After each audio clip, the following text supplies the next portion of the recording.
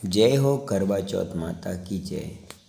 करवा चौथ माता सदा सौभाग्यवती का आशीर्वाद देती हैं, इसलिए सभी माताओं को करवा चौथ का व्रत रहना चाहिए। क्योंकि करवा चौथ माता के इस सुंदर व्रत के दिन हम आपको बताएंगे।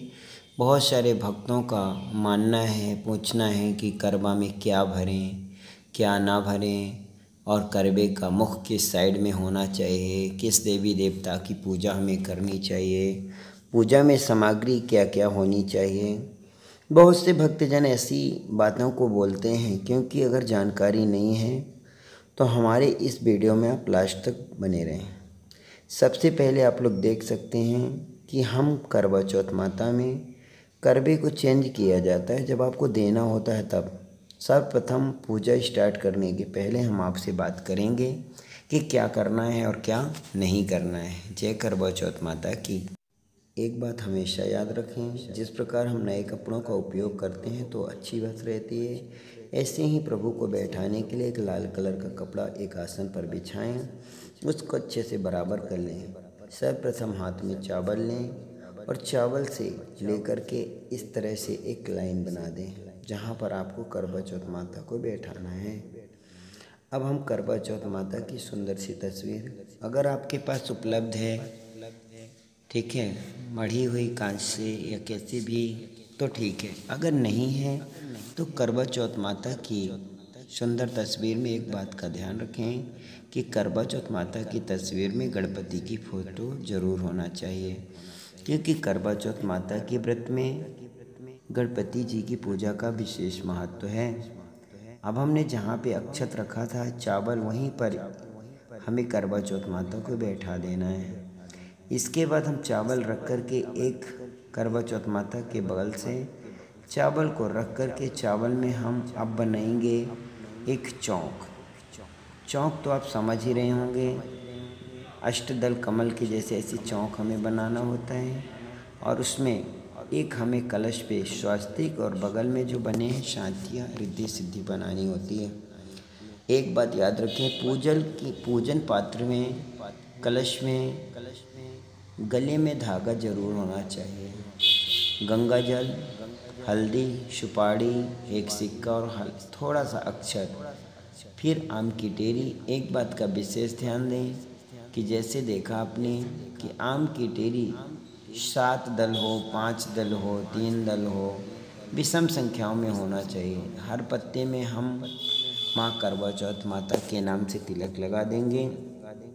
और दल कमल जो है, यानी जो चौक बना उसके बीच में कलश रखकर सबसे पहले पूजा शुरू होने के पहले हमें कलश जलाना चाहिए। फिर हमने 2 जगह हमें देख सकते हैं आप लोग कि 2 जगह हमें गेहूँ रखना है, और यह दोनों जगह गेहूँ को रख कर करवा यहाँ पर रखना है। अब आपके विचार आ रहे होंगे मन में कि करवा में क्या भरें क्या ना भरें। तो देखिए, करवा में हमें भरना क्या है। एक करवा में हम भरेंगे काजू, बादाम, दाख, छुहारा जो भी उपलब्ध हो, और बतासे ज़रूर डालना है, इतना याद रखिएगा। करवा में हमें बतासे डालने होते हैं। बतासे डालने के बाद एक पीस मीठा रख दें या अपनी श्रद्धा अनुसार मीठा रखें। मिष्ठान उसके अंदर रखकर इसके बाद एक रुई का दीपक बना लें। दूसरे करवे में रुई का दीपक यानी रुई फंसा दें और दूसरे करवे पे जल रख दें। जल रखना है। उस दूसरे करवे में भी आपको एक सिक्का डालना है। अगर लक्ष्मी गणेश बने सिक्के हों तो वही डाल दें, नहीं है तो फिर नॉर्मल सिक्का भी चलेगा। अब दोनों करवे में एक एक दीपक रख के हमें ढक देना है, और जो हमने गेहूँ रखा है उसी गेहूँ के ऊपर अलग अलग जगह पर करवा रखना है। करवे का जो मुख है वो भगवान की तरफ होगा। सबसे पहले अब हम स्नान कराएंगे, क्योंकि पंचोपचार पूजा की जाती है। तो इतना याद रखें, सबसे पहले हमें स्नान कराना होता है, फिर भगवान जी को धागा पहनाना होता है यानी वस्त्र। उसके बाद जनेऊ करने के बाद फिर हम करते हैं कपड़े पहनाने के बाद उनका पूजन, चंदन बंदन इत्यादि। जैसे हाथ में किस उपलब्ध है चंदन तो उसी से लगाएं, नहीं है तो फिर यह गीला चंदन ऐसे आप न लगा सकते हैं, क्योंकि अगर आप ऐसा चंदन भी जितनी मूर्तियां हैं सभी की पूजा करके लगा देना है आपको चंदन थोड़ा थोड़ा। नहीं उपलब्ध हो पाई सामग्री, नहीं बन पा रहा, तो आप क्या करें, आपके घर में कॉटन यानी रुई होगी तो रुई से आप बन कर सकते हैं। अभी हमने धागा बांधा था जो कलश हमें जलाना था। अब हम दोनों करवा के गले में धागा बांधेंगे, यानी हमें वस्त्र पहनाना होता है। और इसके बाद हम दोनों करवा पे देख सकते हैं चंदन लगा देंगे, और दीपक में भी चंदन लगा करके हम दीपक की भी पूजा करेंगे। पंचोपचार पूजा करनी चाहिए, थोड़ा स्नान, थोड़ा सा हल्दी, थोड़ा सिंदूर, थोड़ा चावल, थोड़ा पुष्प, थोड़ा दूर्वा, यह भगवान के पास चढ़ाना चाहिए। इसके बाद अब आप देख सकते हैं, अब भगवान के सामने अर्पण क्या करना है हमें। भोग प्रसाद भगवान का सबसे पहले श्रृंगार चढ़ाना है। एक बिंदी हम लगा देंगे माता रानी को निकाल करके, और इसके बाद अब देख सकते हैं हमें माता रानी के पास पे गेहूँ और कुछ पैसे एक पात्र में रखना है। भोग लगाना है तो बतासे मिठाइयाँ भगवान को भोग लगाना है, खिलाना है भगवान को। और फिर खिलाने के बाद दोनों पात्र दोनों करवा के बीच में रख देना है। दोनों करवा के ऊपर दो दो फीस मिठाइयाँ रखनी है। फिर केला, सेव, अनार, मौसमी जो आपके पास हो वो चढ़ाना है। सिर्फ करवा चौथ माता को नाशपाती नहीं पसंद है, नाशपाती नहीं चढ़ानी। अब हम करवा चौथ माता के पास में श्रृंगार के साड़ी, बिंदी, महावर, नकुल ये चढ़ाएंगे। इसको चढ़ाने के बाद वो भी माता रानी को प्रणाम करेंगे, और जैसी माता रानी चाहें वैसी इच्छा से पूजन होगी। बोले करवा चौथ माता की जय। करवा चौथ माता के सामने हमें हाथ पे गेहूँ लेना है। अब पूजन संपन्न होने के बाद ठीक है, पुष्प हाथ पे नहीं लेकर गेहूँ हाथ पे लेना है।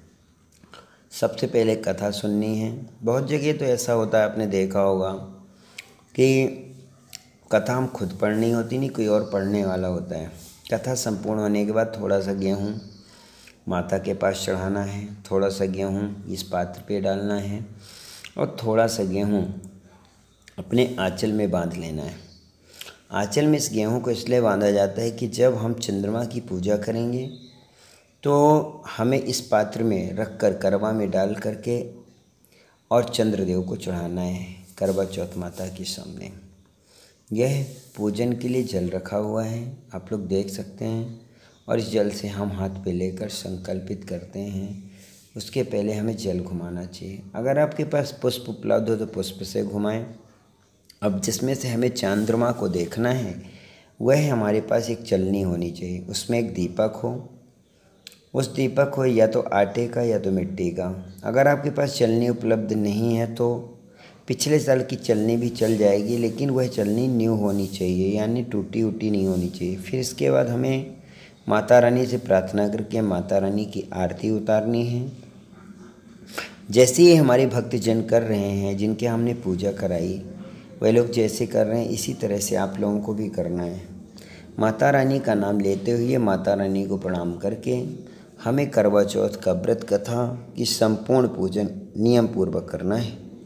क्योंकि अगर हम नियम पूर्वक, अगर आपको आरती नहीं है तो हमें तो सबसे पहले गणेश जी से आरती स्टार्ट करनी चाहिए। अगर गणेश जी की आरती नहीं आती तो कोई बात नहीं, मन से गणेश जी को प्रणाम करना चाहिए। इसके बाद करवा ऐसी इस तरह से चेंज करना है आरती होने के उपरांत, यानी आरती होने के बाद।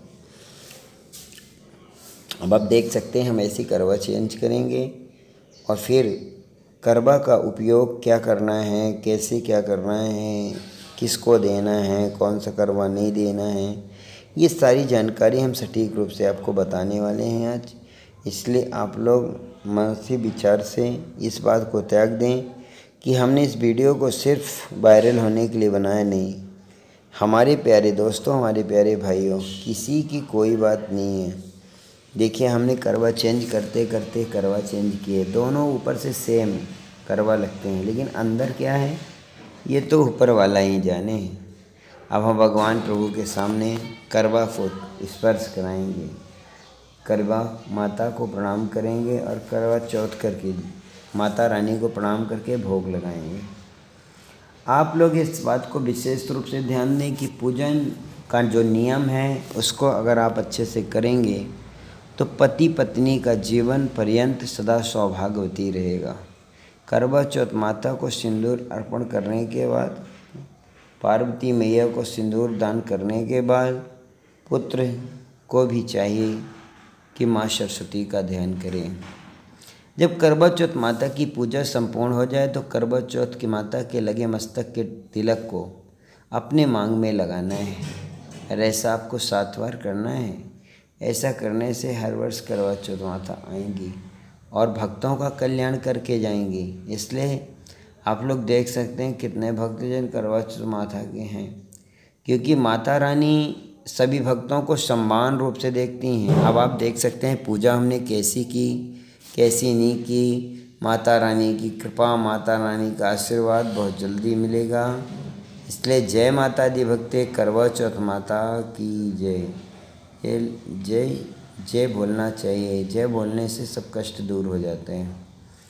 इसलिए अगर कोई जय बोलता है तो हमें जयकारा लगा देनी चाहिए, क्योंकि जयकारा लगाएंगे तभी तो फल पाएंगे, नहीं उपयोग के हिसाब से नहीं आ पाएगा। अति उत्तम यह व्रत है जिसे स्वयं करें तथा दूसरों से भी करावें। जय करवा चौथ माता की जय। जय माता दी, जय शारदा माता की।